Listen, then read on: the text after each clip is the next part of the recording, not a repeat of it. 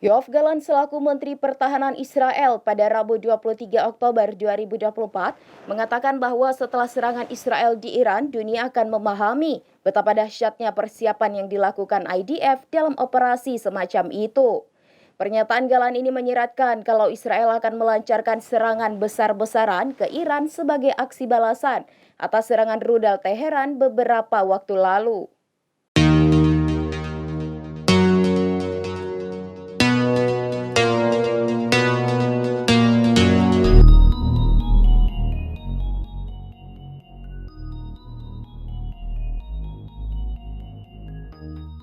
Yoav Gallant selaku Menteri Pertahanan Israel pada Rabu 23 Oktober 2024 mengatakan bahwa setelah serangan Israel di Iran, dunia akan memahami betapa dahsyatnya persiapan yang dilakukan oleh militer Israel dalam operasi semacam itu.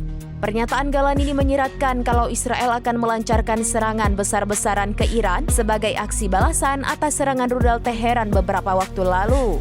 Iran meluncurkan lebih dari 200 rudal balistik ke Israel setelah pemimpin Hizbullah Lebanon Hasan Nasrallah terbunuh pada 27 September 2024. Serangan Iran itu terjadi pada 1 Oktober 2024 bertepatan dengan agresi militer darat mereka masuk ke wilayah Lebanon. Dugaan Israel akan menyerang Iran secara besar-besaran muncul setelah dokumen intelijen Amerika Serikat yang berstatus sangat rahasia bisa bocor di internet. Dokumen tersebut muncul di Telegram pada Jumat 18 Oktober 2024 berisi dugaan penilaian Amerika Serikat terhadap rencana Israel untuk menyerang Iran.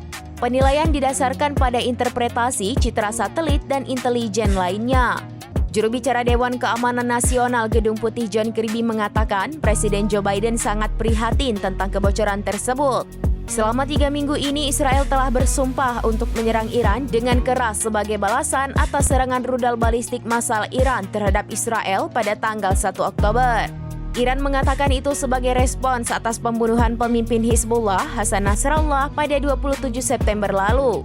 Para analis militer mengatakan frasa yang digunakan dalam judul tersebut terlihat kredibel dan konsisten dengan dokumen rahasia serupa yang pernah terungkap sebelumnya. Bertajuk sangat rahasia, mereka menyertakan akronim FGI yang merupakan singkatan dari intelijen pemerintah asing. Dokumen-dokumen tersebut tampaknya telah diedarkan ke badan-badan intelijen dalam aliansi Five Eyes, 5 negara barat yang secara teratur berbagi intelijen, yaitu Amerika Serikat, Inggris, Kanada, Australia, dan Selandia Baru. Akronim TK dalam dokumen tersebut mengacu pada talent keyhole, sebuah kata sandi yang mencakup kecerdasan sinyal berbasis satelit atau SIGINT dan kecerdasan citra atau IMIN.